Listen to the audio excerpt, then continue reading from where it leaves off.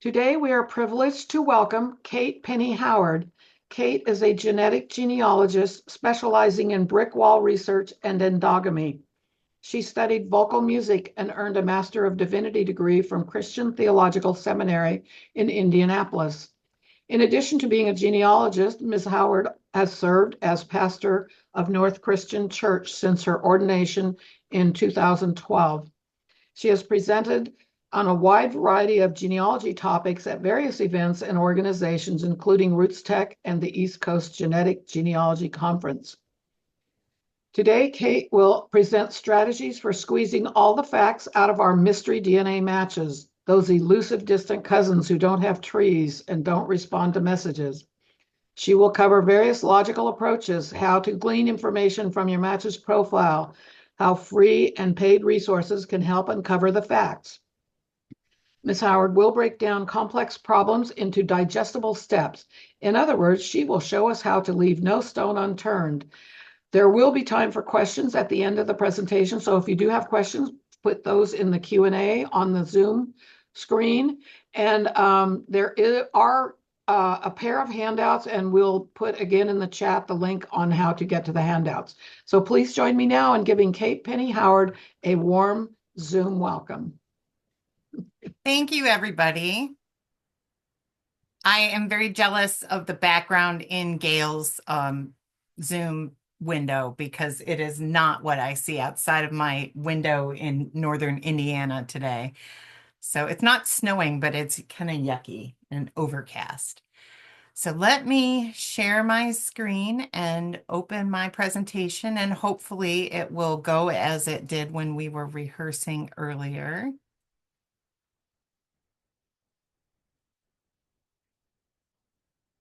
Okay, Gail, can you tell me if I have just the slide up? The slide looks great, Kate. Good, thank you. Okay, let's start.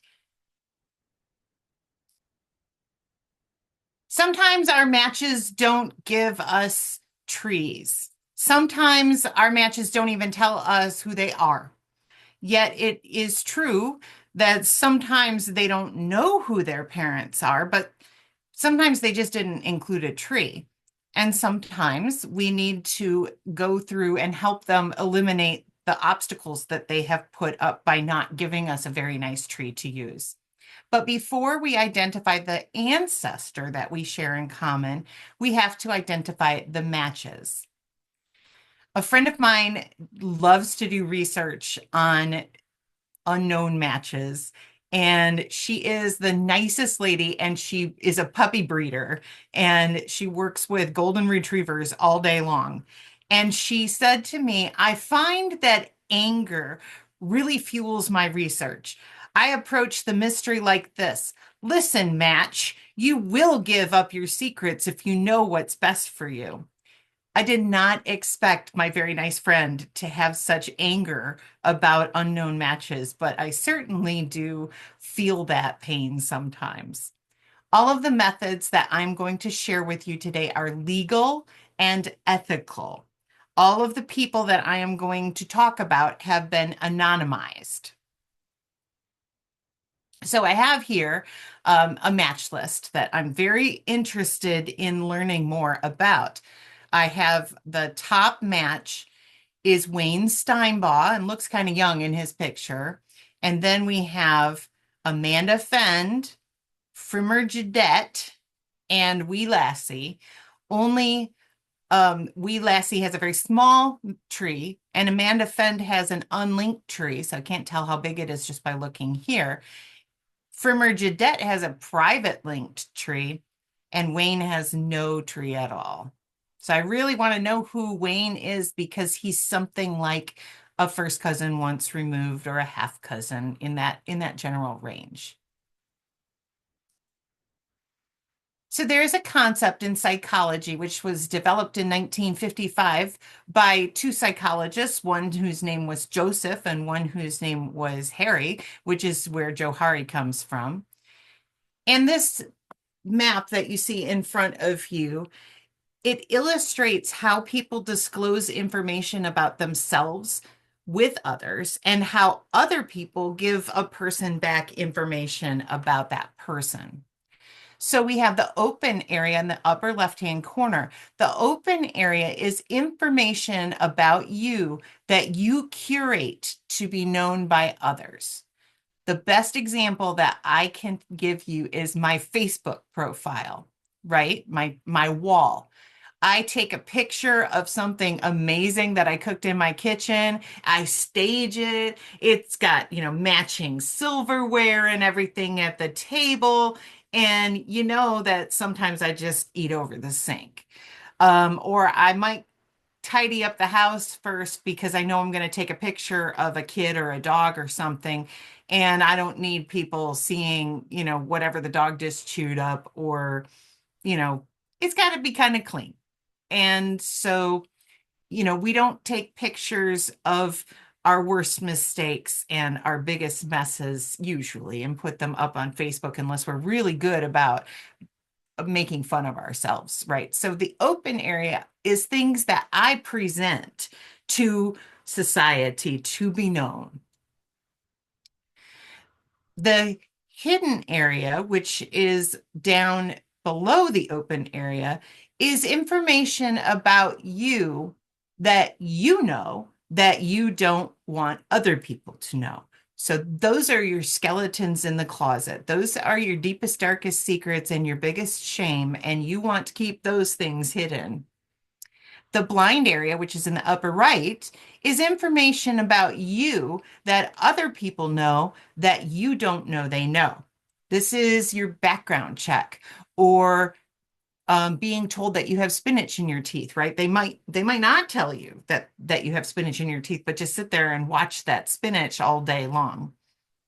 The unknown area down in the bottom is information about you that nobody knows. So, for example, this might be a person who is going to have a DNA surprise when they turn in their DNA test, but they have not done it yet. And so they don't know their secret. So when we're looking on trying to figure out our DNA match mysteries, we are dealing in the unknown area a lot. It's like starting out at the beginning of an epic orphan story where we might meet Frodo Baggins or Luke Skywalker, King Arthur or Harry Potter, Hercules or Peter Parker or Clark Kent. All we know about these characters is that they are orphans. We have absolutely no idea when we start their story what has already happened or why they're special or what's going to happen to them. But discovering their mystery keeps us on the edge of our seat as we hear the rest of the story. So when we're doing our squeezing of our matches, we certainly want to say thank you very much for the information that you have provided to me in the open area, in that open window. We're not going to auto accept everything that people give us in their open window, but we'll take what they give us as some sort of evidence in our case that we need to prove. And we also want to keep our eyes wide open about the hidden area, right? My fourth cousin might think he's really smart by hiding some ancestry information so that I can't confirm that his ancestor was up to shenanigans. However, 9 times out of 10, a person trying to hide information will leave a crumb somewhere that will help us confirm the relationship. And this is what we're going to be looking for. I encourage you to document every match as you encounter them, screenshot them, enter them into a spreadsheet, whatever.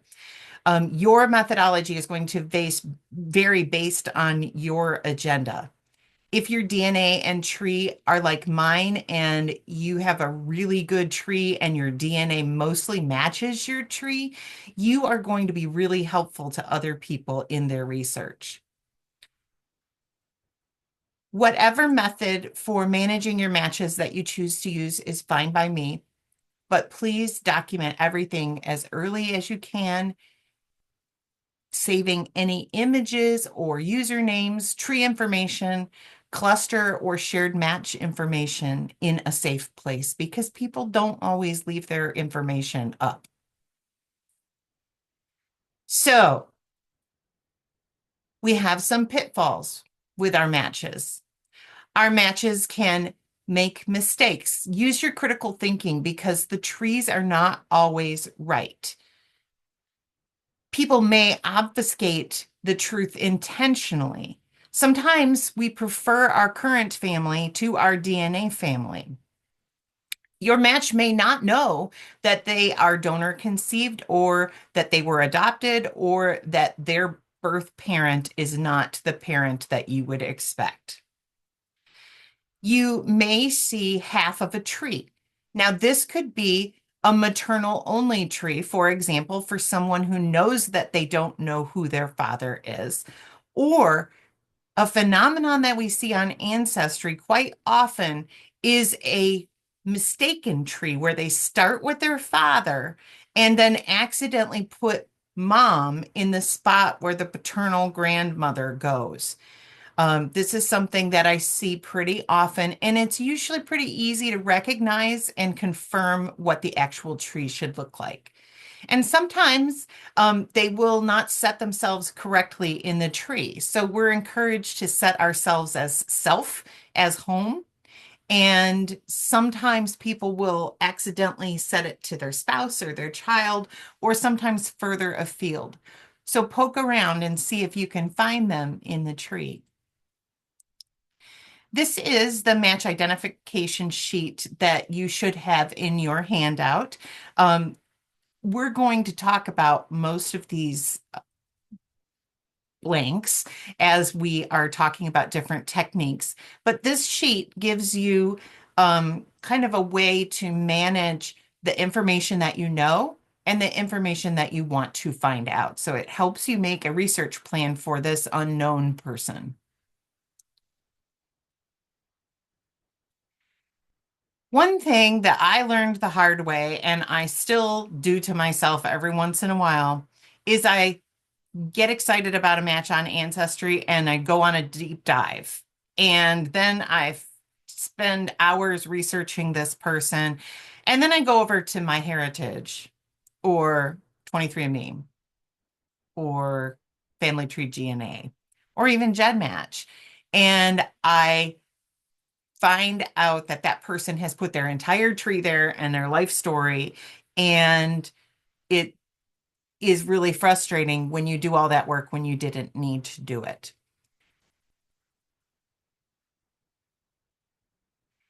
So, generally, our advice is to work on the largest mystery first, because if you can solve the largest match who is a mystery to you, they may be very, very useful, as opposed to somebody who shares, 50 centimorgans with you. So always look to see if there is a tree. We only have two that have given us trees, and they might not be very good, but always look. So I go to Wayne's profile and he has no trees. He has no biographical information here. And there's just not a lot to go with except for his name, the image that we have of him, and he has some relationship, friend or family, with Sonia Ball, who manages his DNA kit. So that makes me think that Sonia may be something like an aunt or a grandma or a mom, somebody who is fairly closely related to Wayne, a sister. So I go to Sonia's page. She lives in Philadelphia, Pennsylvania. She is over the age of 60, and she's been on Ancestry since 2002. That's really important because DNA tests have only been available for the past 10 years or so. And so that 2002 makes me think she might have even more than one account at Ancestry, but she may have messaged people or put information on the bulletin board there. So she has three trees. One, I don't recognize the first one, Edward Howard, Lucy Jones. And then we have the Bond Noli family tree. That one doesn't sound like anything to me either. But then we have the Steinbaugh family tree. And It has 67 people. That makes me really happy.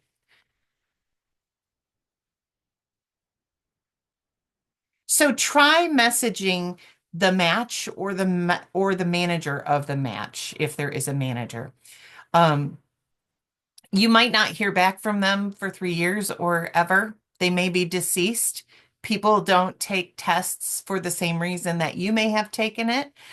Some people just wanted to know about their ancient roots, whether they should be wearing lederhosen or eating lasagna, or um, some people take the test because they are looking for a biological parent, or they may be having a critical health scare and need to have their genetic information. So we don't know why somebody has tested. Um, One of my matches, Mr. Griffiths, has an extensive tree. He is a 36 centimorgan match. And using Ancestry Pro Tools, which is a fairly new tool, came out last year. It's $10 a month, and I absolutely recommend it. Even if you just do a trial for, a month and get your answers out of it and then turn it off, it is an excellent, excellent tool. So using Ancestry Pro Tools, I can see that Mr. Griffith's mother has tested. She's the one down there with the purple arrow. But the great thing is that her tree only has a few people in it, but Mr. Griffith's tree is quite large. So I can use his maternal side of his tree and use his mother's matches because they will be larger matches than Mr. Griffith's. And that can really help pinpoint the most recent common ancestor that you may be looking for. So this is one of the matches of Mr. Griffith. How far back can we go?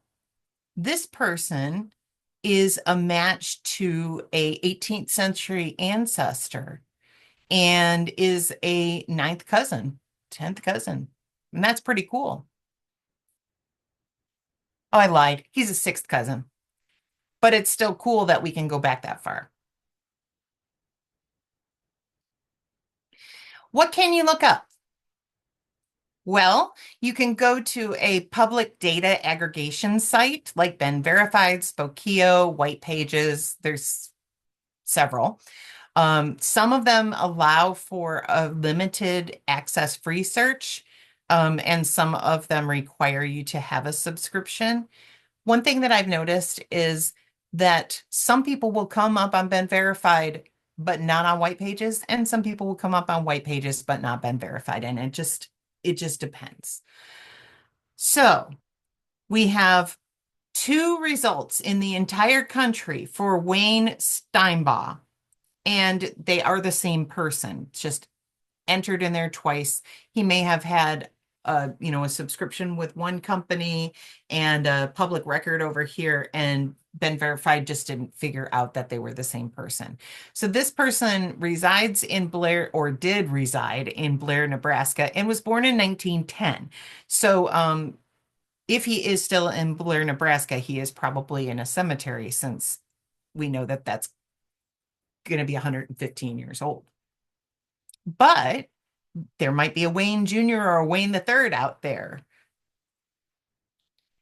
So one thing that's very critical for genetic genealogy and working with your DNA matches in Ancestry or any other site is to build out the descendants of your ancestors. MRCA stands for Most Recent Common Ancestor. That is the shared ancestor or ancestral couple that you and that match share, that is the closest to you. So you may share many ancestors with somebody, but this is the closest person. So we'll take the Kratzer family as an example. This is my great great grandparents set, and they had a lot of kids. And then the second image below is so you can see how many kids their kids had. So my grandmother is in that bottom row. So that is a lot of people to build out. Can be. Sometimes you're lucky and you just have one or two people in a generation and they had one or two kids. But if you're researching in farm areas, you will find huge families like these. One reason that building your descendancy tree out is helpful is because you may have a mystery match who gives their name but not their tree, but maybe you can find them with their, fairly unique name or surname in an obituary, etc. Um, Even if they just give their initials, you may be able to figure out where they fall, especially if you can use Pro Tools as well. Watch for variant spellings of names, first and last names. So the family that I showed you in the previous tree, the last name in my family is Krotzer, Krotzer. That name has shifted from Kratzer with a C to Kratzer with a K to Kratzner, and then it just went bonkers after that. Kratzer, Kretschmer, and Kreitzer, and then Krotzer, right? So if I'm Googling for quote Krotzer, unquote, it's not going to find any Kratzers or Kratzes.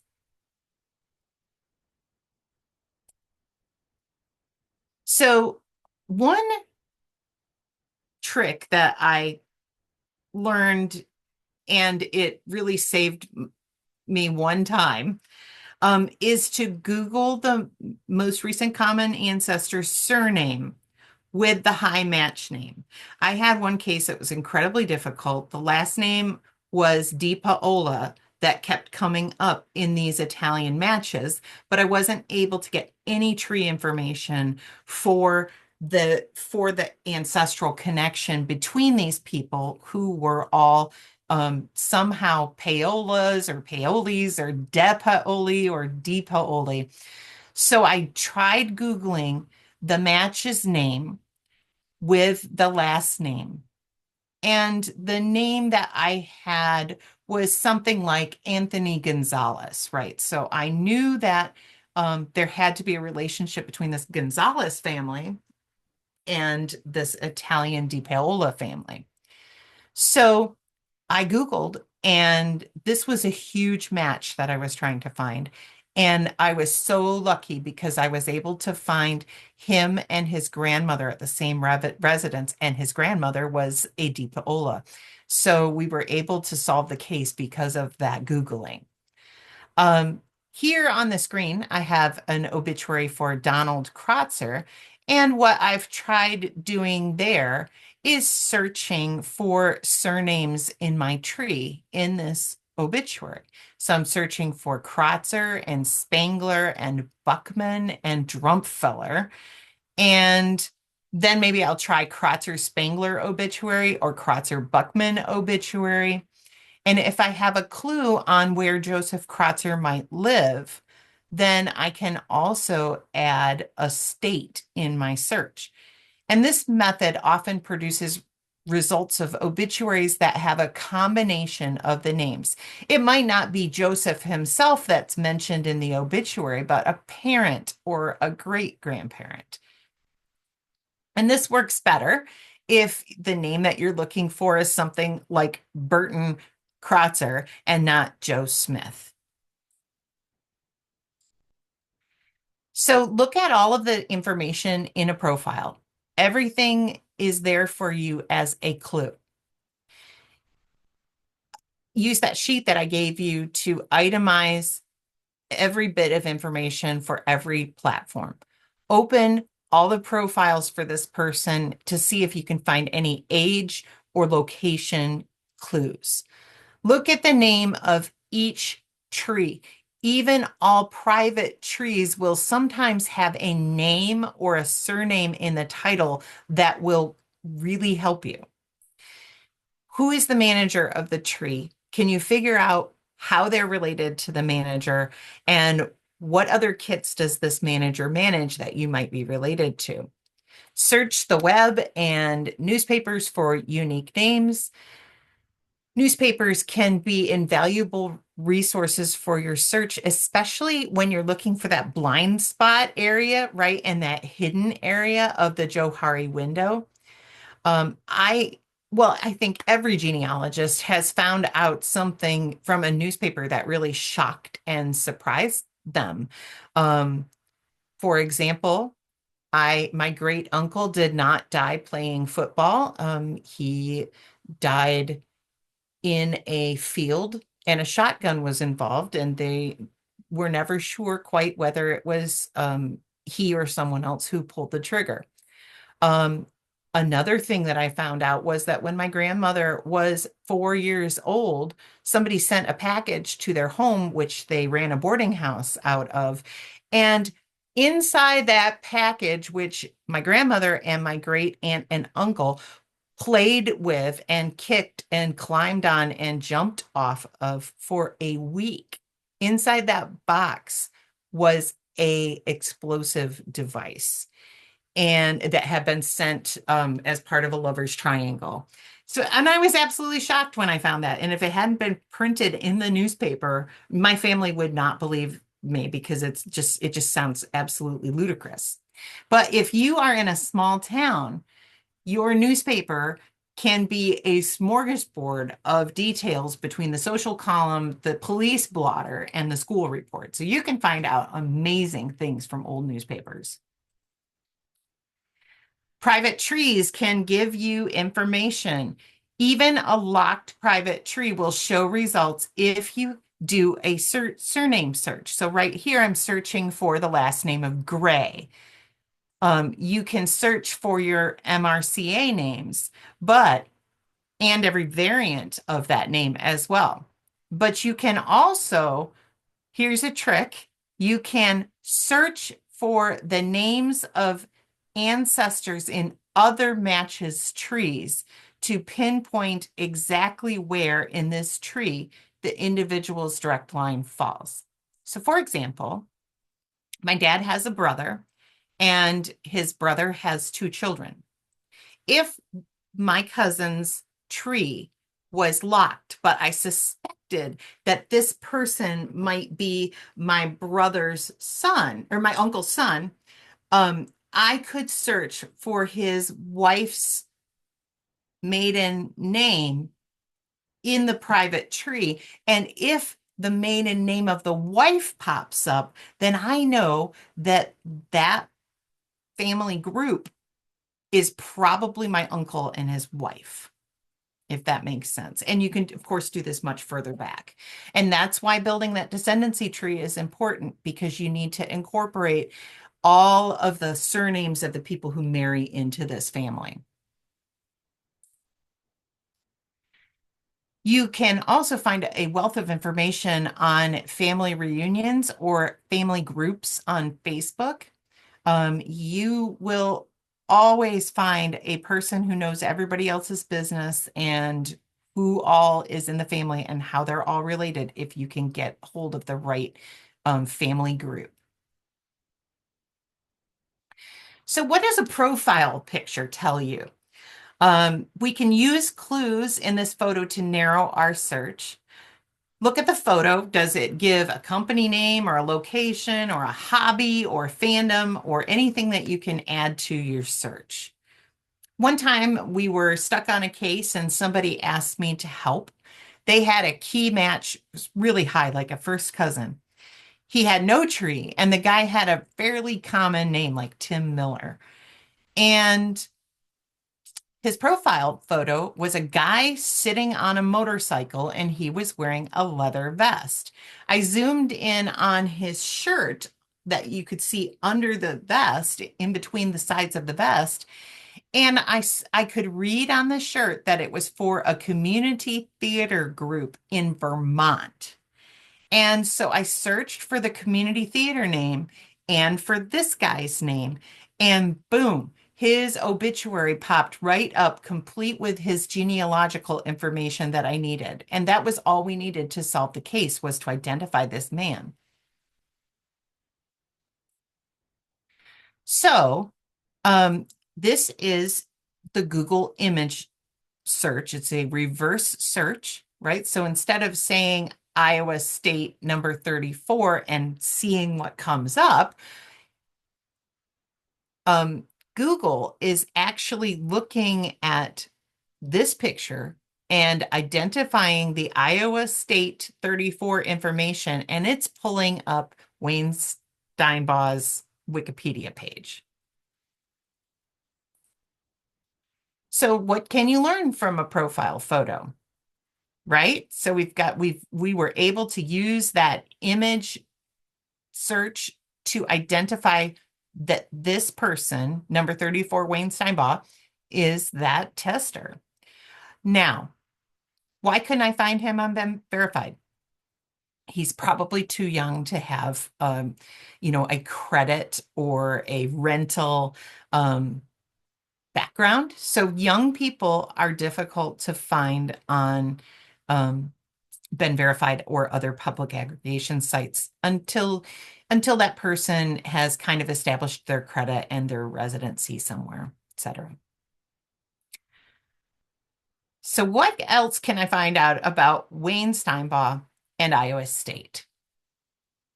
I Google it and I find this lovely Iowa State daily article where it talks about Wayne Steinbaugh's family history in sports at Iowa State. And it says that Wayne's father, Jerry, was from Waterloo East High School and was one of the most sought after high school football players in the 1970s. And it also says that Wayne, the young Wayne, went to Lake Mills High School for his senior year at least. So that's great. This is good information. It tells us where he grew up or where he at least lived when he was a high schooler. And so that's very helpful. So now I know his dad's name is Jerry.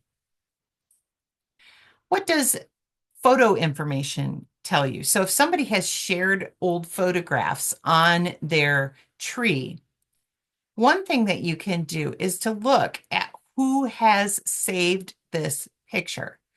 This will be really helpful if they have a private tree, for example. Why would somebody save this particular picture? It's not particularly a visually interesting or unique picture, so I probably wouldn't save it just because I liked the one guy's haircut or something. I would save this picture because I was related by some manner to these people, whether they were neighbors, friends, or other associates or relatives.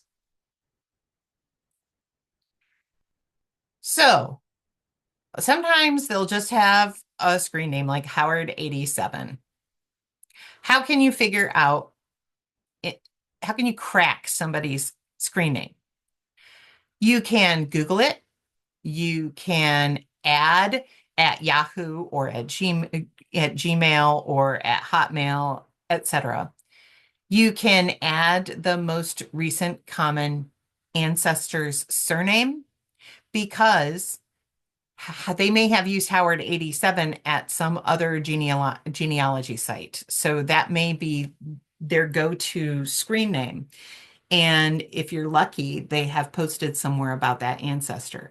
You can try Googling it with locations. So the most recent common location would also be really helpful, especially for you people who live on the West Coast, because your people probably had quite an interesting and diverse journey to the spot that you are now. If you were born in Connecticut to people who had been there since 1630, your map is going to be more convoluted, more difficult than if we're all coming from very different places and then coming together in California. Then you can also look up screen names on aggregation sites. And this is by far one of the best things. So if I pull up screen name Howard 87, it's going to pull up the 38 potential owners that may have picked this. So that's, 38 is enough that I'll go through a list of 38 people, sure. But I also need to think about why somebody might have chosen this particular screen name. So maybe they were born in 1987. Maybe they graduated in 1987 or got married in 1987 or got their first email address in 1987. Maybe their surname is Howard, but maybe their first name is Howard. Perhaps their birthday is August 7th or July 8th. Maybe they live at 87 Howard Avenue, or maybe they are 87 years old, or they were 87 years old when they made the screen name. So those are some potential naming configuration kind of logic patterns that we can use. Again, you can search by your geographical area. That helps. You can look for message board posts because, like I said, you know, further than 10, further than 50, yeah, further than 10 years ago, people were really on Ancestry just for the traditional genealogical research. So there's a lot of message board posts, which somebody may have made in the 90s or later. And that information is there and it is often useful, especially because when I first started doing internet genealogy in the 90s, I didn't know about privacy. And so I gave like all my aunt and uncle information and my grandparents' information and my kids and me. And so there's a lot of information out there that I probably shouldn't have put out there, and I didn't know any better. And I think that we all kind of were like that in the early days of the internet. So, you can go to Wayne's shared matches and you can identify Facebook accounts for shared matches. So that is something that we want to find a Facebook relationship between Wayne Steinbaugh and, for example, Amanda Fend. So I can search in Amanda Fend's friends, unless she has it completely locked down.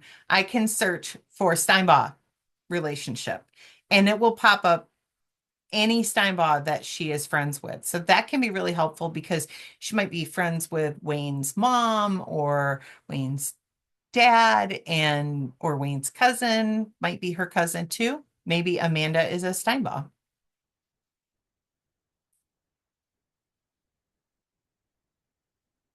So another question is, can the census help? Can the 1950 and 1940 census help us? Yeah, sometimes you'll find adult siblings living near each other or even next door or in the same household with each other. So here we have Wayne Steinbaugh, the one who was born in 1910, Judy, his wife, and Jerry, his son, the one who played sports. And then living next door is George Fend, who is about the same age as senior Wayne. And then his son, Robert, who maybe is Amanda Fenn's father. We don't know. So maybe Maud is a Steinbaugh. That might be where we would research next. Look for school photos. That will tell you, for example, now I know that Jerry Steinbaugh lived in Davenport, Iowa in 1960.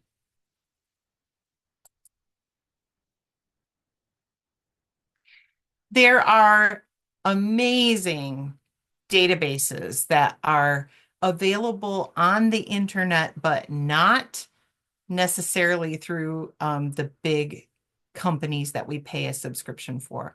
One of my favorite databases is called Genealogy Tracers, and it is housed at the Allen County Public Library here in Fort Wayne, but it is a collection of funeral worship bulletins from Cleveland, Ohio, from historically Black churches. And this huge list of people They have the best obituaries. They are at least a full half page, if not two or three half pages. And a lot of them include tea, which is, the the gossip part. One of my favorite ones, um, it helps solve the case. This woman's obituary said that in her youth she ran around with Bob Smith, but he wasn't any good, so she left she left him at the curb, but raised the two sons. And Bob Smith was the father of this other person that we were trying to research. So by finding that obituary that had just that little bit of snark tea in it, we were able to solve a mystery. Um, but I wanted to show you one. This is actually the founder of the Black History Museum in Cleveland, and this collection exists because of him. His name was Ichabod Flewellen, and he died in 2001. He was one of the many people who migrated north from the South um, during the Depression. So what's interesting is there's an error in this obituary. It says that he received his bachelor's degree in 1933, but he wouldn't have been very old in 1933. So I went and researched that, and it's actually 1992 that he received his bachelor's degree. So even the, genealogical historian, there are mistakes in obituaries. So my researcher friend said, I have two more hints for people. Who would know the answer to this question? Right now, you're not going to be able to name a name, but maybe you could say, okay, what about the teacher at the school? What about the pastor of the church? What about, the bar? Who owned the bar in the neighborhood? You may be able to mull around and figure out somebody that you can actually ask. And the other tip that she gave me was, where would someone have written this down? Right. Again, if somebody at the church wrote it down, it might be in the history files or it might be in the archives. If it was written down, if there was an incident at a bar, it might have been written down in the newspaper, or there may be court records. So that is all that I have, and I would love to take some questions. I don't see any in the comments. All I see is thank you. Oh, thank you. We did have one question, Kate.